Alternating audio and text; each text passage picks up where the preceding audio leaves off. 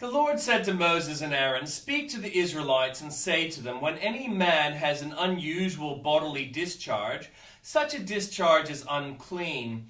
Whether it continues flowing from his body or is blocked, it will make him unclean. This is how his discharge will bring about uncleanness. Any bed the man with a discharge lies on will be unclean, and anything he sits on will be unclean. Anyone who touches his bed must wash their clothes and bathe with water, and they will be unclean till evening. Whoever sits on anything that the man with a discharge sat on must wash their clothes and bathe with water, and they will be unclean till evening. Whoever touches the man who has a discharge must wash their body and bathe with water, and they will be unclean till evening. If the man with the discharge spits on anyone who is clean, they must wash their clothes and bathe with water, and they will be unclean till evening. Everything the man sits on when riding will be unclean, and whoever touches any of the things that were under him will be unclean till evening. Whoever picks up those things that must wash their clothes and bathe with water, and they will be unclean till evening. Anyone the man with a discharge touches without rinsing his hands with water must wash their clothes and bathe with water, and they will be unclean till evening. A clay pot that the man touches must be broken, and any wooden articles is to be rinsed with water. When a man is cleansed from his discharge, he is to count off 7 days for his ceremonial cleansing.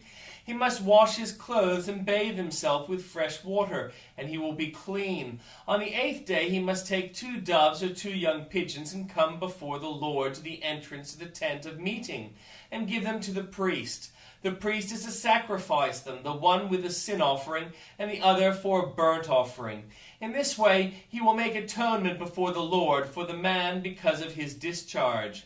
When a man has an emission of semen, he must bathe his whole body with water, and he will be unclean till evening. Any clothing or leather that has semen on it must be washed with water, and it will be unclean till evening. When a man has sexual relations with a woman and there is an emission of semen, both of them must bathe with water, and they will be unclean till evening. When a woman has her regular flow of blood, the impurity of her monthly period will last 7 days, and anyone who touches her will be unclean till evening. Anything she lies on during her period will be unclean, and anything she sits on will be unclean.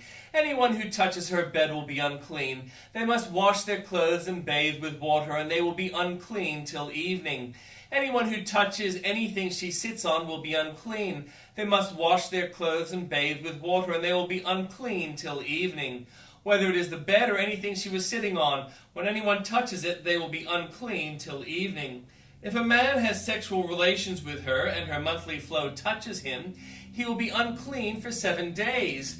Any bed he lies on will be unclean.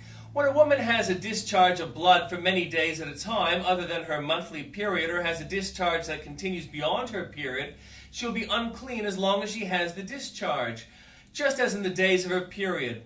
Any bed she lies on while her discharge continues will be unclean, as in her bed during her monthly period, and anything she sits on will be unclean, as during her period.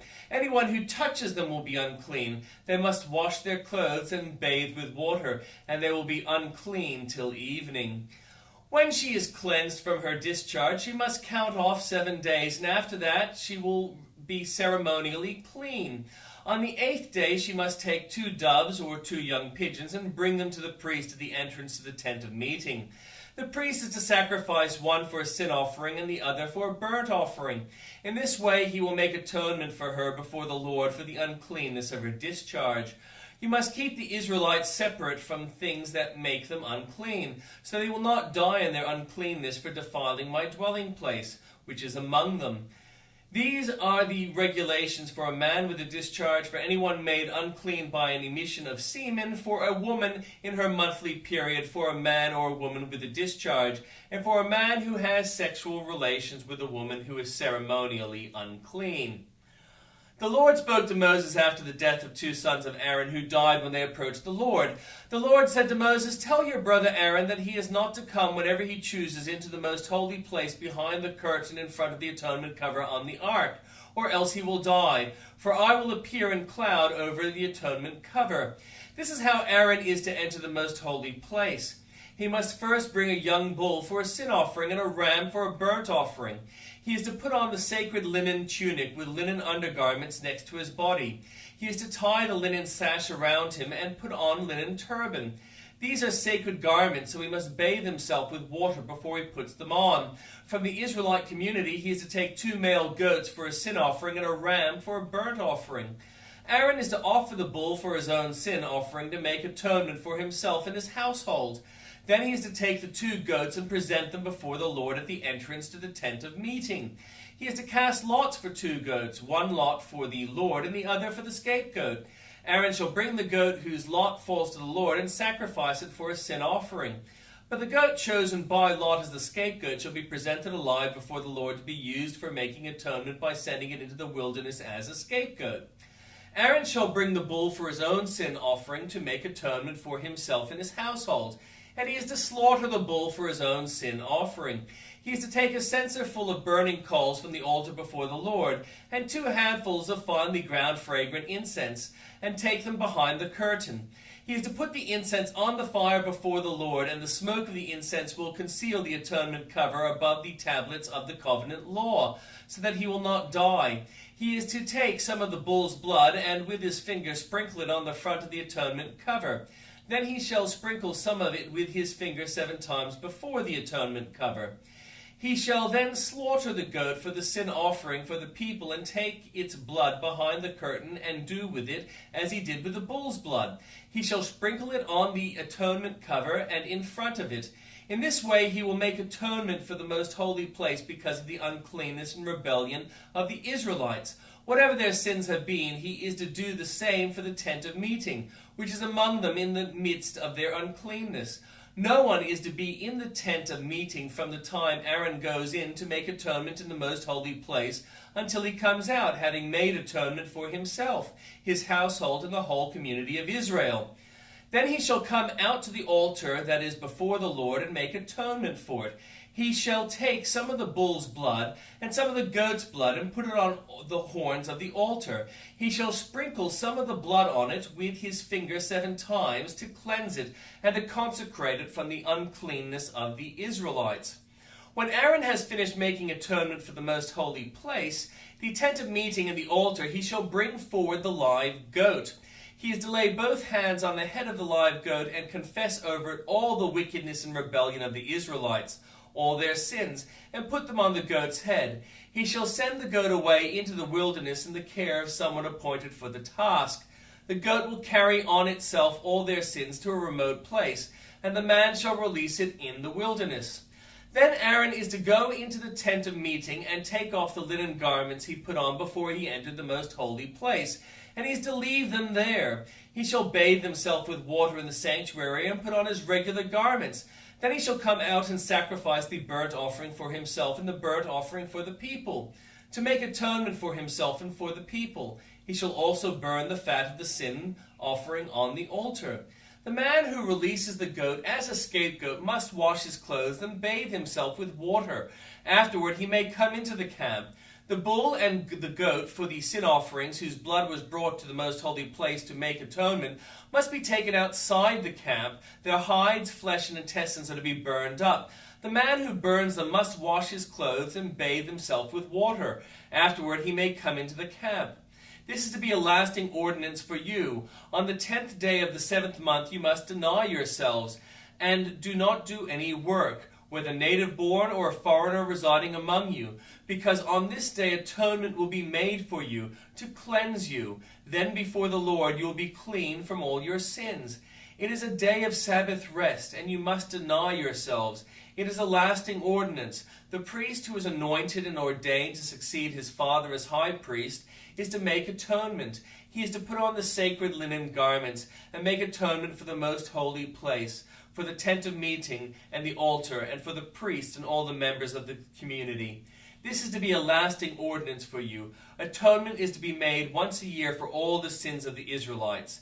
And it was done as the Lord commanded Moses. And the New Testament. Early in the morning, all the chief priests and the elders of the people made their plans how to have Jesus executed. So they bound him, led him away, and handed him over to Pilate the governor. When Judas, who had betrayed him, saw that Jesus was condemned, he was seized with remorse and returned the 30 pieces of silver to the chief priests and the elders. I have sinned, he said, for I have betrayed innocent blood. What is that to us? They replied. That's your responsibility. So Judas threw the money into the temple and left. Then he went away and hanged himself. The chief priests picked up the coins and said, "It is against the law to put this into the treasury, since it is blood money." So they decided to use the money to buy the potter's field as a burial place for foreigners. That is why it has been called the field of blood to this day. Then what was spoken by Jeremiah the prophet was fulfilled. They took the 30 pieces of silver, the price set on him by the people of Israel, and they used them to buy the potter's field, as the Lord commanded me. Meanwhile, Jesus stood before the governor, and the governor asked him, "Are you the king of the Jews?" "You have said so," Jesus replied. When he was accused by the chief priests and the elders, he gave no answer. Then Pilate asked him, "Do you hear the testimony that they are bringing against you?" But Jesus made no reply, not even to a single charge, to the great amazement of the governor. Now it was that the governor's custom at the festival to release a prisoner chosen by the crowd. At that time they had a well-known prisoner whose name was Jesus Barabbas. So when the crowd had gathered, Pilate asked them, "Which of you do you want me to release to you? Jesus Barabbas or Jesus who is called the Messiah?" For he knew it was out of self-interest that they had handed Jesus over to him. While Pilate was sitting on the judge's seat, his wife sent him this message: "Don't have anything to do with that innocent man, for I have suffered a great deal today in a dream because of him." But the chief priests and the elders persuaded the crowd to ask for Barabbas and to have Jesus executed. "Which of the two do you want me to release to you?" asked the governor. "Barabbas," they answered. "What shall I do then with Jesus who is called the Messiah?" Pilate asked. They all answered, "Crucify him."